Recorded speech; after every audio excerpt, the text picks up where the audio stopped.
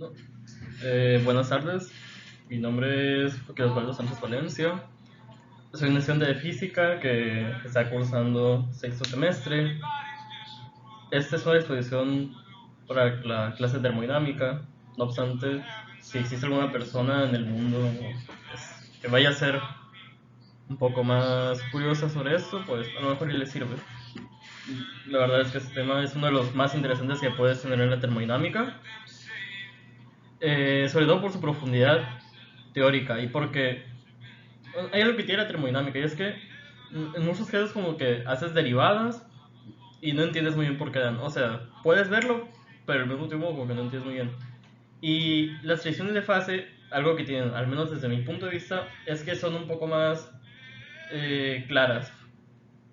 Bueno, pues para empezar, si tú eres un niño de 3 4 5 6 7 8 10 años, pues ya has tenido una cierta experiencia sensible del mundo, ya has experimentado lo que es ver la lluvia caer, cómo se evaporan las gotas de los charcos, incluso de los arroyos.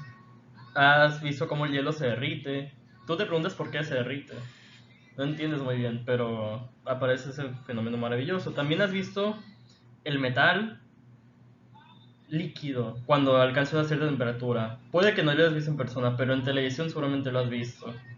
Has visto cómo parece magma, cómo parece que es que proviene de un volcán. Claro, pasa igual con los volcanes, ¿no? Bueno, o en México, que es un país mayormente católico, igual en otros países del entorno, pues lo que tú puedes encontrar son vitrales de iglesias, ¿no? Y si prestas la suficiente atención y si eres lo suficientemente curioso, habrás notado que los vitrales son más gruesos de abajo que de arriba. Y te preguntas por qué. Entonces esa duda se queda unos años, le preguntas a tu maestro de la secundaria y tu maestro de la secundaria te dice que es líquido. Y tú preguntas, ¿cómo? Pues bueno, claro, bueno, uno queda impresionado, ¿no? Aquí la separé un poco porque visualmente es muy placentero ver los vitrales junto con algo tan íntimo como la parafina que se derrite. En fin, en esta exposición pues vamos a hablar sobre qué son las transiciones de fase, el uso de la energía libre de Gibbs para definirlas. Vamos a ver qué es la clasificación de Ehrenfest y también vamos a ver algunos casos particulares de transiciones de fase de primer orden. Yo tenía la intención de hablar sobre transiciones de fase de segundo orden también y de teoría de Landau, como pude haber mencionado las limitaciones a la clasificación de Ehrenfest, pero iban a tardar probablemente 40 minutos si lo hacía realmente. Si me extendía, como dicen los frigoríficos. Pero bueno, si alguien tiene dudas, que me dejen en los comentarios. Este, y pues ya en algún otro momento hago una pequeña exposición, un video sobre la teoría del Landau que me parece muy interesante. Bueno, para empezar, pues estamos hablando de transiciones de fase. ¿Qué es una fase? Okay. Tú puedes tener una sustancia, vamos a suponer que es homogénea para no meternos en muchas complicaciones, aunque realmente podrías, aunque se debe tratar localmente, podría suponer que es localmente homogénea, pero bueno. Pues una sustancia en termodinámica tú puedes describirla con una cantidad limitada de parámetros. Bueno, más que limitada, con unos ciertos parámetros específicos, como por ejemplo, tú puedes decir que tal sustancia tiene tal molaridad, tiene tal temperatura absoluta, tal volumen y está tal presión. Y como tal ya lo has descrito por completo. O incluso decir, bueno, tiene esa entropía. Entonces, eh, una fase básicamente son los estados que tiene la sustancia con esos parámetros específicos. Una revisión de fase es qué sucede con la sustancia cuando esos parámetros que la identifican van cambiando. De tal modo que las propiedades del sistema físicamente van a ser distintas. ¿Qué refiero con que van a ser físicamente distintas? Pues por ejemplo, aquí hay una taza de café. Esto pues va despidiendo gas. Este es vapor de agua.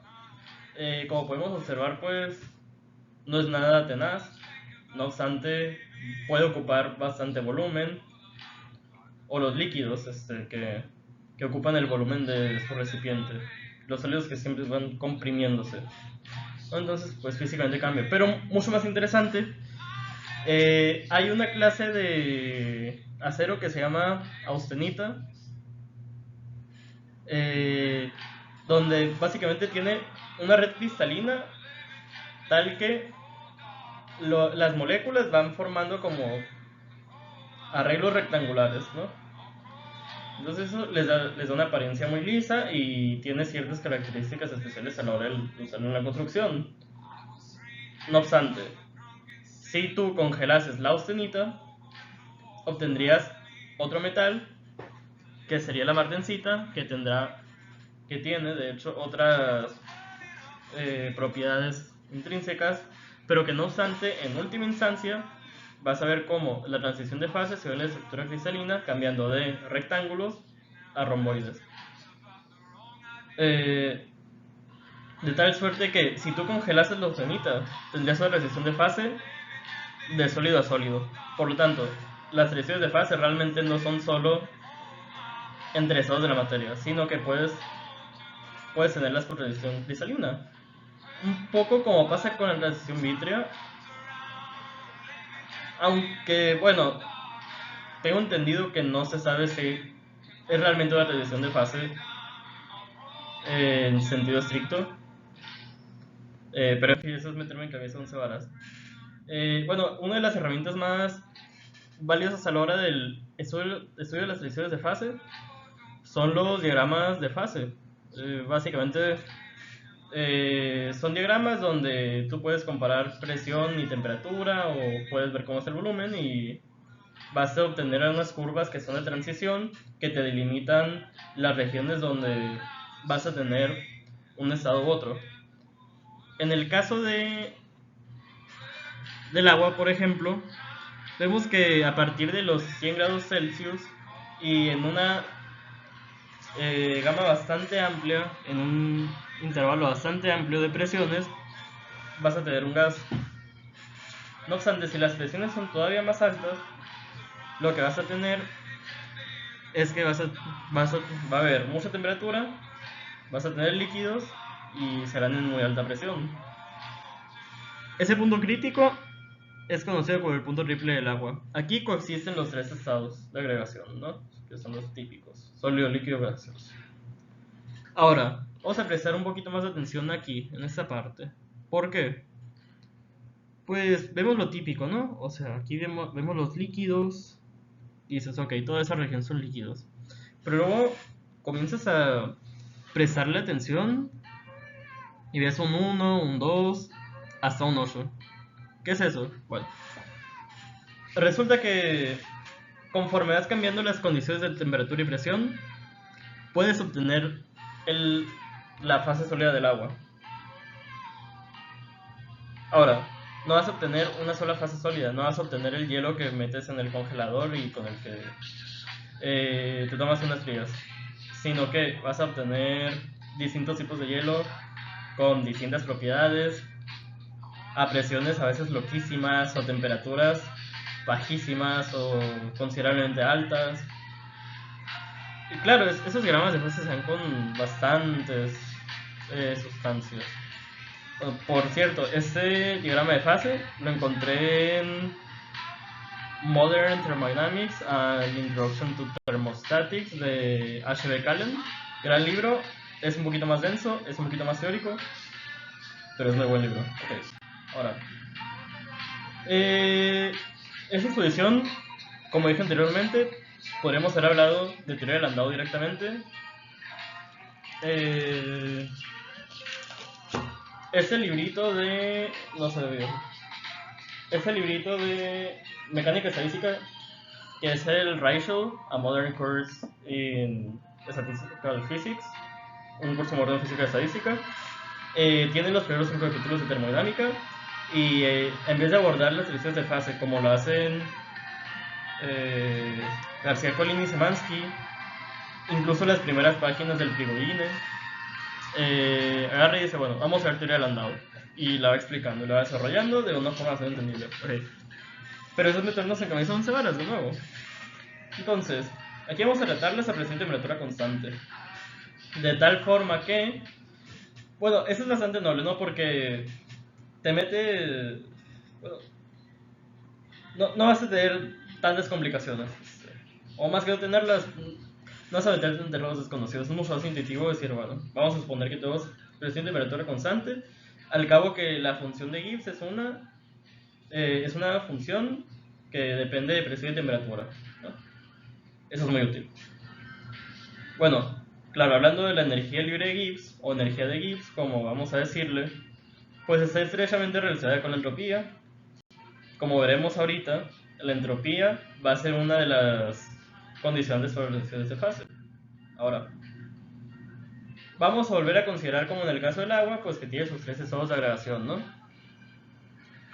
Entonces, vamos a suponer que a la energía libre de Gibbs vamos a variarle la temperatura y la presión. Pero no vamos a variar lo suficiente para que no se salga del equilibrio. También sabemos del curso que menos la entropía es la derivada de la energía Gibbs a presión constante respecto a la temperatura, y el volumen es la derivada de la energía de Gibbs respecto a la presión y temperatura constante. Ok, o sea, regresando a lo anterior, pues, ¿qué pasa si una de las derivadas es discontinua? Es decir, si lo máximo que puedes hacer es trazar una recta, si no puedes trazar una recta que te dé la continuidad de la energía libre de Gibbs en presión o temperatura. Bueno, si es discontinua, hay una transición de fase.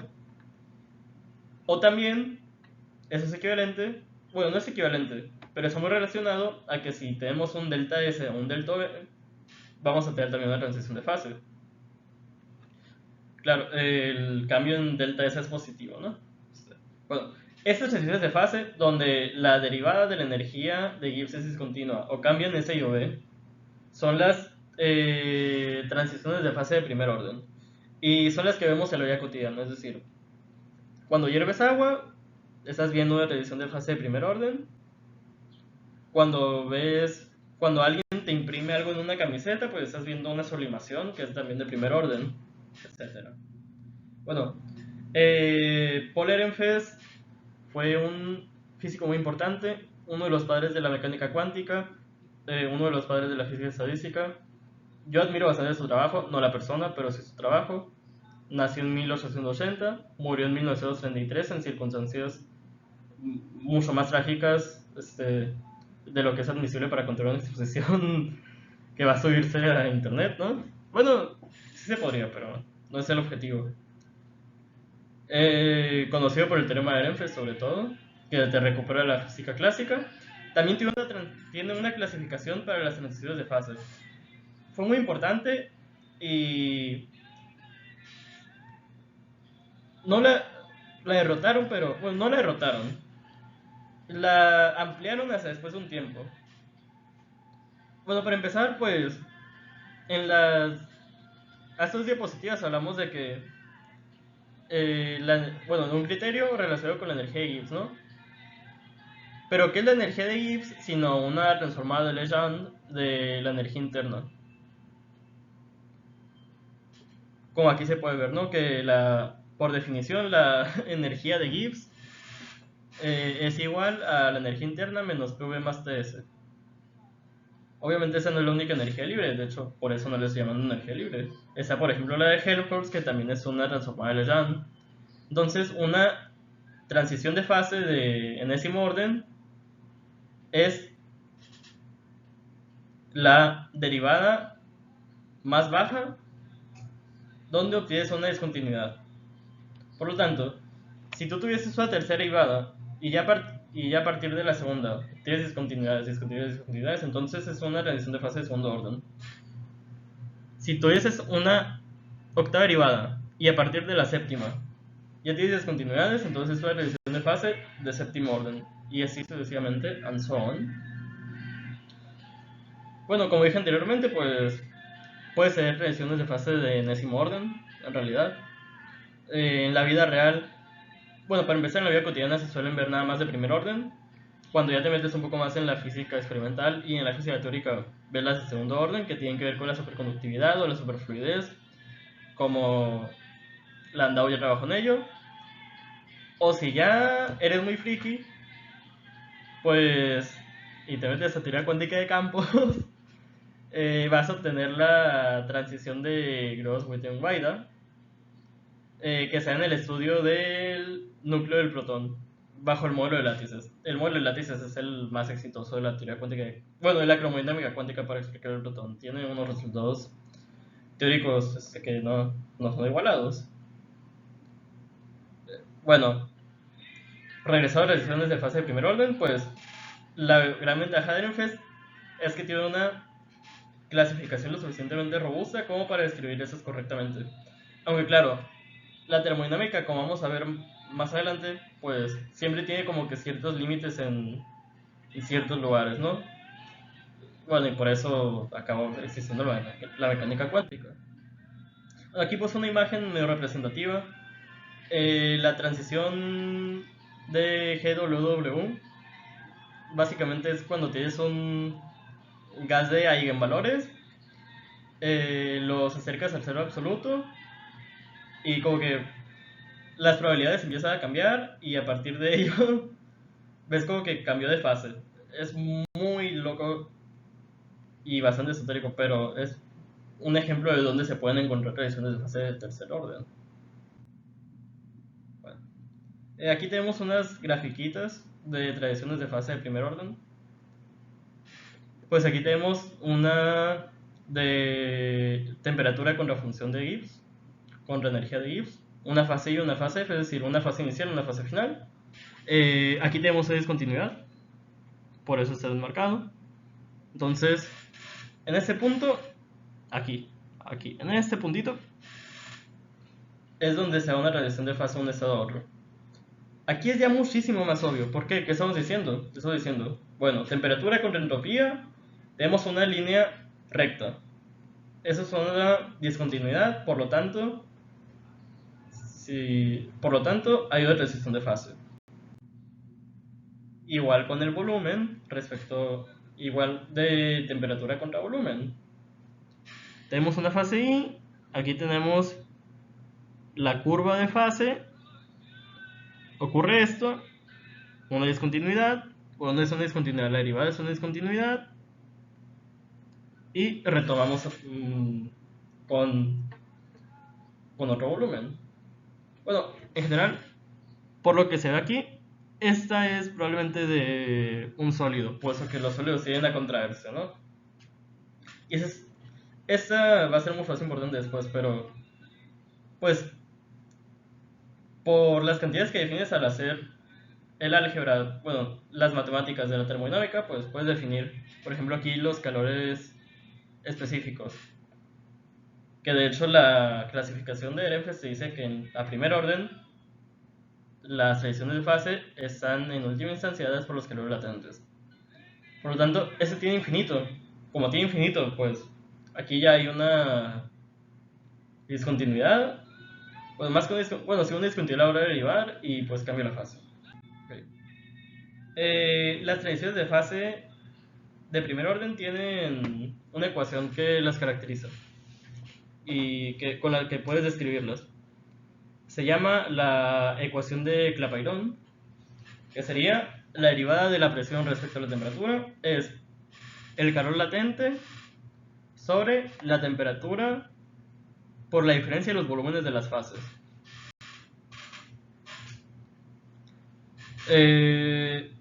Claro,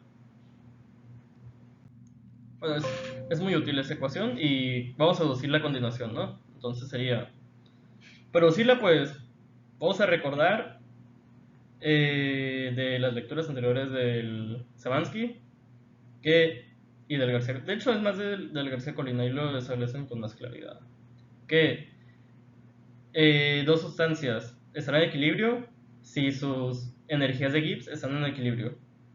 Entonces tenemos dos fases, tales que están en equilibrio. Ahora, imaginemos que la temperatura y la presión varían, pero muy ligeramente.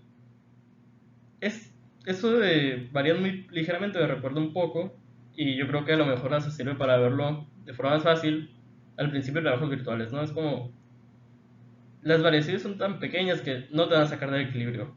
Vas a tener otro delta y puedes igualarlas.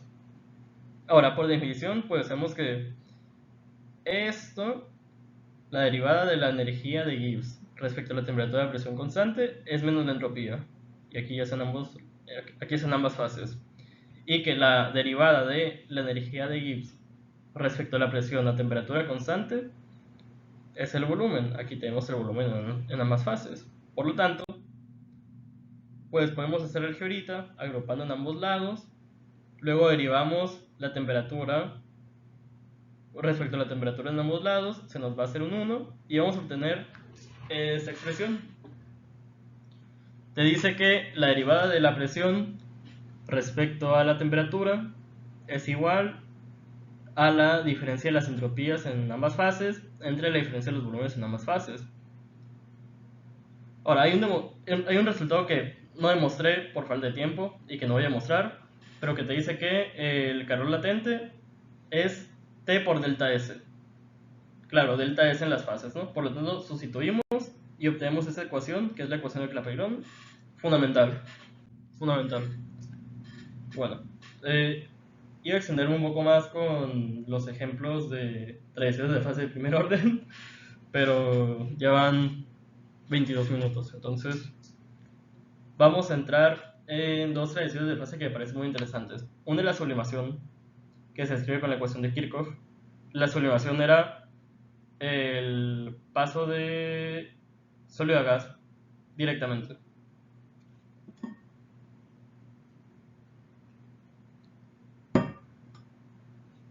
Entonces, estado F, bueno, fase F, fase I. Tenemos la ecuación de Clapeyron. Estas tres comillas significan gas, eso es sólido. Podemos aproximar que,